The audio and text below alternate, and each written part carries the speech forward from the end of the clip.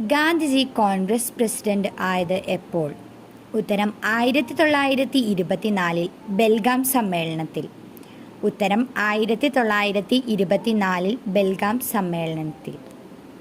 ഗാന്ധിജിയുടെ ആത്മീയ പിൻഗാമി ആരാണ്? ഉത്തരം വിനോബ് ഭാവെ. ഉത്തരം വിനോബ് ഭാവെ.